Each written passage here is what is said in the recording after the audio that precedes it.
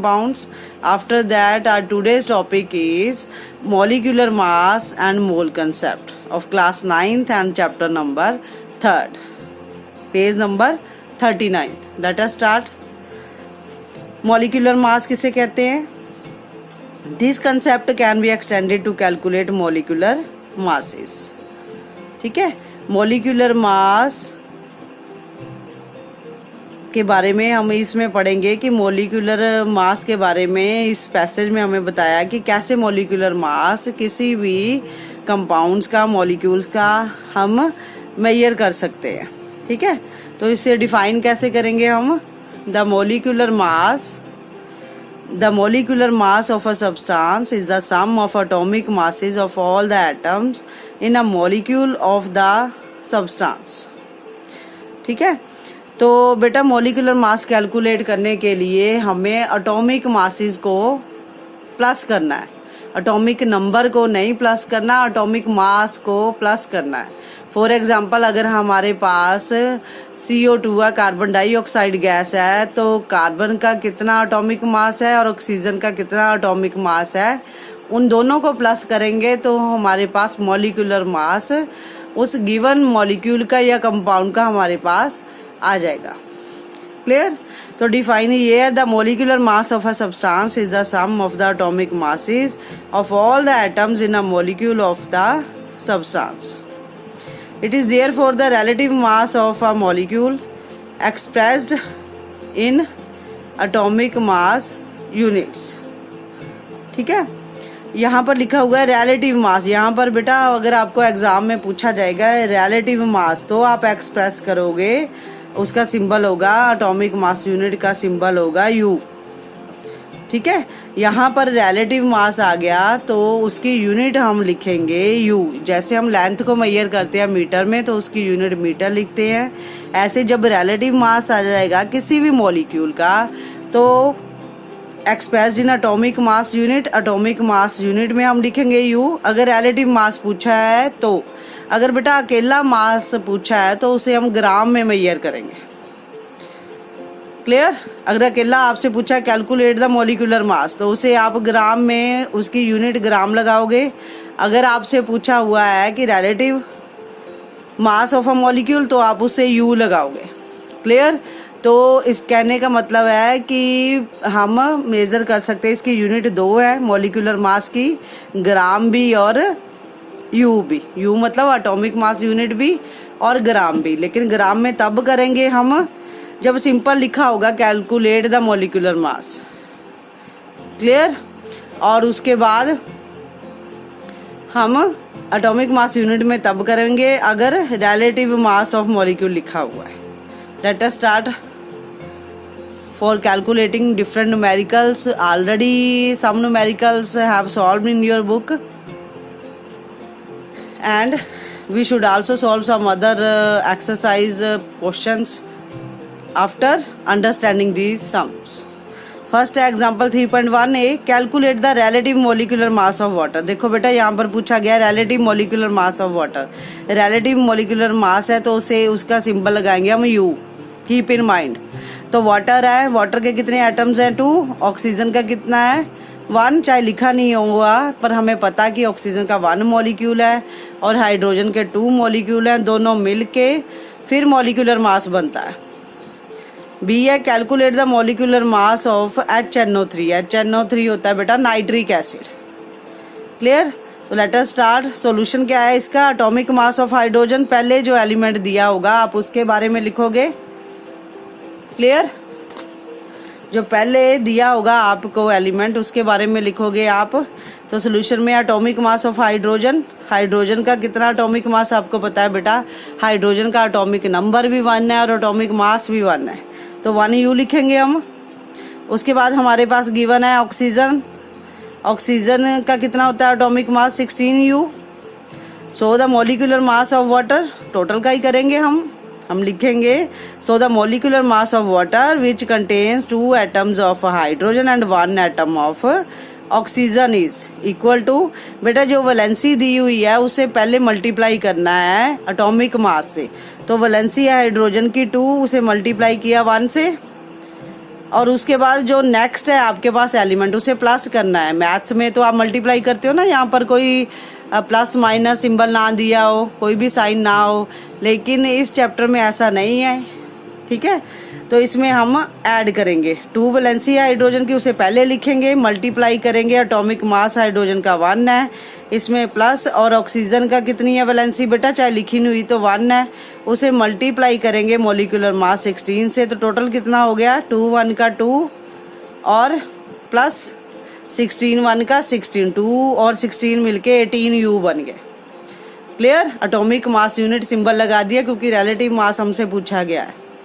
फिर B part है बेटा, calculate the molecular mass of HNO3 nitric acid. देखो यहाँ पर 3 एलिमेंट दिए हुए हैं, HB, NB, OB, हाइड्रोजन भी है, नाइट्रोजन भी है और ऑक्सीजन भी है। इन तीनों को ही प्लस करेंगे तो हमारे पास मॉलिक्यूलर मास आएगा। क्लियर। तो ये भी ऑलरेडी सॉल्व है आपकी बुक में। The molecular mass of HNO3 nitric acid, you should know the name of this compound. HNO3 nitric acid है equal to the atomic mass of hydrogen plus atomic mass of nitrogen, ठीक है, plus 3 multiply by atomic mass of oxygen. आप बोलोगे कि ma'am आपने तो बोला था कि वैलेंसी पहले लिखते हैं। बेटा अगर 1 हो तो लिखने की ज्यादा जरूरत नहीं होती, तो हमें खुद ही नोन होता है, ठीक है। इसलिए ऑक्सीजन की 3 दी हुई है, इसलिए 3 से मल्टीप्लाई कर लिया। बाकी सबसे पहले हाइड्रोजन का एटॉमिक मास लिखा हमने, 1 को 1 से मल्टीप्लाई किया तो 1 नहीं आया, ठीक है। उसके बाद प्लस करेंगे, उसके बाद नाइट्रोजन है, नाइट्रोजन का एटॉमिक मास 14 होता है, 14 1 का 14 आ गया। ऑक्सीजन का एटॉमिक मास 16 होता है, 16 को 3 से मल्टीप्लाई किया तो 48 आ गया, आपके यहाँ पर भी लिखा हुआ है, ठीक है। तो टोटल कितना हो गया 63 यू, ठीक है, एटॉमिक मास यूनिट। क्लियर। उसके बाद है फॉर्मूला यूनिट मास भी सेम ही होता है बेटा, लेकिन फॉर्मूला यूनिट मास में हमेशा एटॉमिक मास यूनिट ही लगती है। मॉलिक्यूलर मास में तो ग्राम भी लग सकता है, लेकिन फॉर्मूला यूनिट मास में हमेशा यू ही लगेगा। क्लियर। तो the formula unit mass of a substance is the sum of atomic mass. आपको पता चाहे फॉर्मूला यूनिट मास है चाहे मॉलिक्यूलर मास है, सम किसका करना है, एटॉमिक मास का। किसके एटॉमिक मास का, एटम्स का, in a formula unit of a compound. Formula unit mass is calculated in the same manner as we calculated the molecular mass. जैसे हम कैलकुलेट करते हैं वैसे फॉर्मूला यूनिट मास भी कैलकुलेट करेंगे। I think dear students you have understood this concept, ठीक है। तो formula unit mass, the formula unit mass of a substance is the sum of the atomic the formula unit mass of a substance is the sum of the atomic mass of all the atoms in a formula unit of a compound. Formula unit mass calculated in the same manner as we calculate molecular mass. molecular mass जैसे calculate करते हैं वैसे formula unit मास भी calculate करते हैं, पर difference इतना है, फॉर्मूला यूनिट मास में जो सिंबल है यू ही आएगा और मॉलिक्यूलर मास में ग्राम भी आ सकता है, यू भी, दोनों आ सकते हैं। क्लियर। और क्या डिफरेंस है वो हम देखेंगे नेक्स्ट पेज पर। तो नेक्स्ट पेज पर दिया हुआ है आपका, only difference is that we use the word formula unit for those substances constituent particles are ions. जैसे सोडियम आयन है Na+ और क्लोराइड नेगेटिव, ठीक है। तो ज्यादातर फॉर्मूला यूनिट मास उन्होंने बोला आयंस के लिए यूज किया जाता है। For example sodium chloride as discussed above has a formula unit NaCl, its formula unit mass can be calculated as Na का वैलेंसी 1 नहीं है तो 1 मल्टीप्लाई बाय एटॉमिक मास कितना हो गया 23, तो इसमें प्लस किया हमने। क्लोरीन का भी 1 नहीं है वैलेंसी, उसे पहले लिखा और मल्टीप्लाई किया एटॉमिक मास से, तो 23 प्लस 35.5 तो कितना आ गया 58.5 यू। फॉर्मूला यूनिट मास में हमेशा यही यूनिट आएगी, लेकिन मोलिकुलर मास में ग्राम भी आ सकता है और यू भी आ सकता है, ठीक है, कीप इन माइंड। उसके बाद example, calculate the formula unit mass of calcium chloride Ca, calcium chloride. तो atomic mass of calcium, atomic mass calcium का कितना है उसमें प्लस कर देंगे वैलेंसी को 2 multiply atomic mass of chlorine. Clear? ठीक है। कैल्शियम का एटॉमिक मास है 40 प्लस 2 उसकी वैलेंसी है, उसे मल्टीप्लाई कर देंगे एटॉमिक मास क्लोरीन से। क्लोरीन का एटॉमिक मास है 35.5, तो टोटल हो गया हमारे पास 40 प्लस 35.5 को 2 से मल्टीप्लाई किया तो 71 आ गया, इक्वल टू 111 यूनिट आ गया। क्लियर? उसके बाद नेक्स्ट है क्वेश्चंस। कैलकुलेट द मॉलिक्यूलर मास, ये गिवन है आपकी बुक में। Already I have solve these questions eight page, तो मैं आपको ये बता देती हूँ। देखो बेटा, यहाँ पर कैलकुलेट मॉलिक्यूलर मास है। ठीक है, आपके क्वेश्चन है calculate the molecular mass of hydrogen, oxygen, chlorine, ऐसे डिफरेंट कंपाउंड्स दिए हुए हैं आपको, तो वो आपने सॉल्व करने हैं। क्लियर? और कैलकुलेट, देखो यहाँ पर मॉलिक्यूलर मास दिया है, तो इसका मतलब अकेला रिलेटिव भी नहीं लिखा साथ में, तो इसे ग्राम में ही हम आंसर इसका निकालेंगे। ठीक है, यहाँ पर रिलेटिव भी होगा, तो अगर यहाँ पर रिलेटिव भी होगा तो हम यूनिट मतलब कि यू में निकालेंगे। ठीक है, रिलेटिव नहीं लिखा तो ग्राम में इसका आंसर हम निकालेंगे। क्लियर? तो मैंने यहाँ पर सॉल्व किया हुआ है, ये आपको मैं बता रही हूँ। तो बेटा ये मैंने सॉल्व किए हुए हैं फर्स्ट और सेकंड पार्ट आपका। ठीक है, यू कैन सी। फर्स्ट है calculate the molecular mass of hydrogen. ठीक है, calculate the molecular mass of hydrogen, oxygen, ऐसे डिफरेंट कंपाउंड्स दिए हैं। तो नंबर 1 पर है molecular mass of hydrogen, valency 2 से मल्टीप्लाई कर देंगे बेटा एटॉमिक मास ऑफ हाइड्रोजन से। 2 को मल्टीप्लाई किया, एटॉमिक मास हाइड्रोजन का होता है 1, तो आंसर आ गया आपका 2 ग्राम। ग्राम क्यों लिखा? यहाँ पर अकेला मॉलिक्यूलर मास लिखा हुआ है, अकेले मॉलिक्यूलर मास को ग्राम में ही आंसर लिखना। क्लियर? उसके बाद सेकंड है मॉलिक्यूलर मास ऑफ ऑक्सीजन, 2 को मल्टीप्लाई किया, atomic mass of oxygen, valency को मल्टीप्लाई किया 16 से, तो 32 ग्राम आ गया। ऐसे मॉलिक्यूलर मास ऑफ क्लोरीन है, 2 को मल्टीप्लाई किया एटॉमिक मास ऑफ ऑक्सीजन से, तो एटॉमिक मास ऑफ क्लोरीन से, मैंने रॉन्ग लिख दिया। ठीक है, ये वैलेंसी तो हमने लिखनी नहीं होती, CLE लिखना होता है। तो 2 मल्टीप्लाई बाय क्लोरीन का कितना होता है एटॉमिक मास 35.5 ग्राम, तो कितना आ गया टोटल आंसर आपका 71 ग्राम आंसर आ गया। ठीक है, टोटल आंसर आ गया 71 ग्राम। ऐसे ही molecular mass of carbon dioxide, carbon की वैलेंसी अगर दिखती नहीं है तो 1 है, मल्टीप्लाई किया उसे हमने एटॉमिक मास से कार्बन के।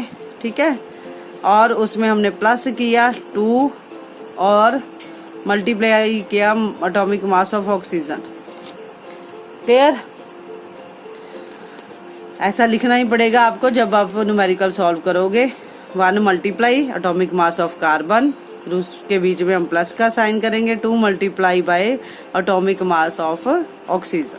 ठीक है, तो यहाँ पर ये हमने सॉल्व किया 1 multiply by 12 gram plus 2 multiply by 16 gram, 12 gram plus 32 ग्राम, तो हमारे पास आ गया 44 ग्राम। क्लियर है बेटा? उसके बाद फिफ्थ है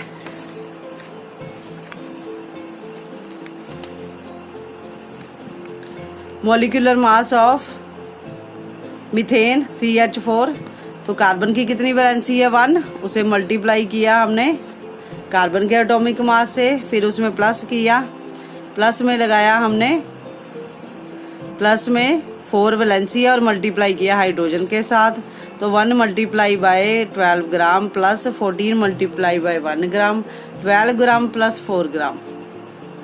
ठीक है, 14 नहीं है ये, सॉरी ये हाइड्रोजन है बेटा। ठीक है, हाइड्रोजन का एटॉमिक मास होता है 1 ग्राम, तो 12 ग्राम प्लस 4 ग्राम हमारे पास 16 ग्राम आ गया। ऐसे ही इथेन है, मॉलिक्यूलर मास ऑफ C2H6। ठीक है, तो 2 वैलेंसी है, मल्टीप्लाई किया atomic mass of carbon, plus किया 6 वैलेंसी है, multiply by atomic mass of hydrogen, तो 2 multiply by 12 gram plus 6 multiply 1 gram, 24 gram plus 6 ग्राम, तो हमारे पास आंसर आ गया 30 ग्राम। नेक्स्ट है 7th molecular mass of ammonia, ये आप खुद फाइंड करोगे, ठीक है। और